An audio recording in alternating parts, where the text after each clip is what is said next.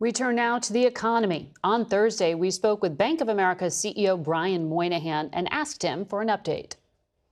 Well, affordability is a challenge.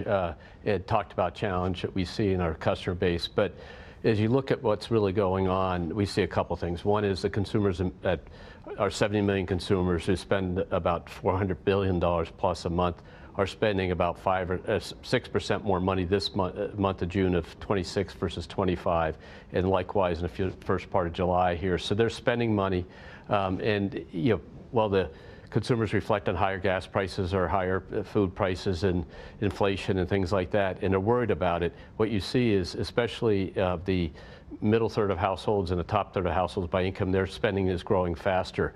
What's been interesting, frankly, in the more recent past, in the last couple of months, is we're seeing the wage growth of all income cohorts kind of coalesce together around 3 to 4%, which is good. So they're holding in there, even though we're seeing gas prices have raised the cost for drivers by 31% since this war with Iran began.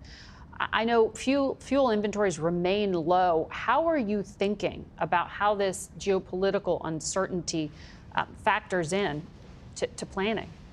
So the price of oil and gas affects not only the gas at the pump, which is what you're first reflecting on, and that is up. It actually started coming down, and as the oil prices rise, it might rise back up. But it basically, when we were running around $100 barrel equivalent oil, you were running about a $4 and change gas price. It actually had come down from the month of May to June because that's when the oil started flowing more. But I think if you talk to businesses, it's different. What consumers see is in a concerning nature that is out there. But when businesses see it, they worry about the cost of goods that's coming through the pipeline. So the goods are being manufactured now, have imported that oil and gas to go into the plastics production or the material production or whatever it was.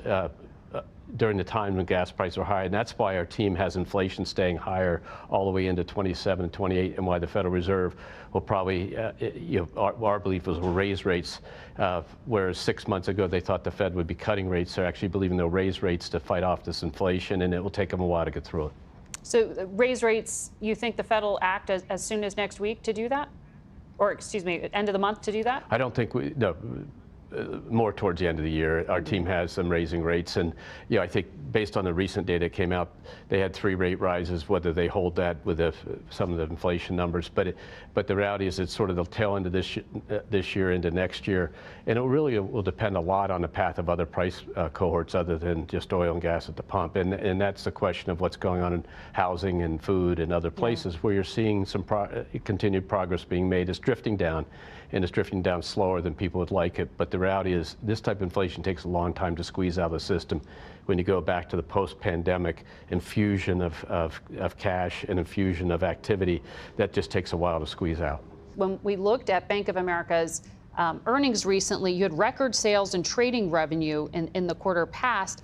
A lot of that, some of it churn from energy price swings, but some of it seems from the tech boom of these massive AI companies and the public listings. How do you think about that, what looks like a tech boom? It's absolutely a strong market for technology and other IPOs. There's biotech, there's biology, there's drugs going out, getting IPO'd and things like that. There's M&A activity.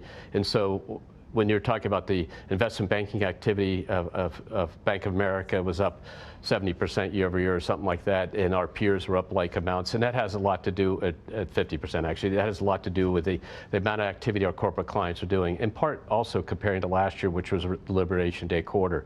The good news is at our company, the nominal dollars we earned in the first quarter and the second quarter went up in investment banking, and that's reflecting the environment around us. Yeah, Jamie Dimon said it's getting close to as good as it gets. We just don't know how long it's going to last. I guess you're in that same camp. You don't know how long this is going to last. That's always that's the pipeline. We measure what we call pipeline. So what's the forward activity that haven't yet booked? In other words, the deals in process, and that activity is as strong as it's ever been. Well, it's fascinating because Wall Street is benefiting from this IPO boom around AI. But it is the state of New York, where you are sitting right now, that has now become the first state to bar the construction of large-scale data centers. There's just so much political heat around this idea of not in my backyard. And the president argues this is all a driving force for jobs and a good thing.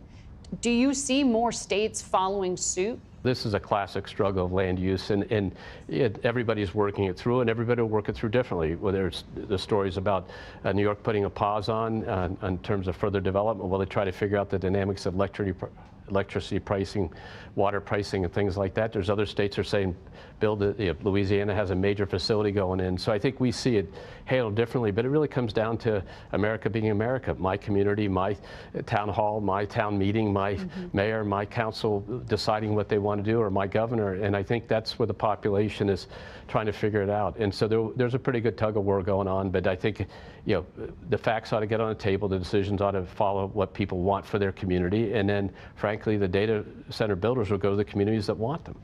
So I know you've got a FIFA sign next to you, and the FIFA World Cup finals are this weekend. The world's going to be watching. You're a sponsor. Given how high ticket prices are to these matches, have you been surprised at the turnout at the tournaments and the spending? Absolutely not. Our team did a research piece, Margaret, that said that the total amount that is economically generated on FIFA is about $40 billion, $20 billion would be in the U.S. And then even we look in the host cities like Kansas City, we can see the growth rate in spending faster than other cities. So it's having this on-the-ground economic impact.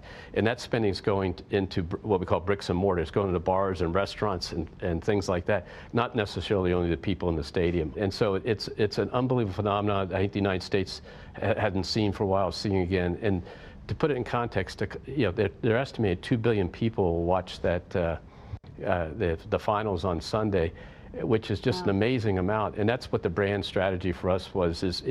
We had a great quarter internationally. We have a great international business. It's a very important part of what we do. You can watch our full interview on our YouTube channel or on facethenation.com.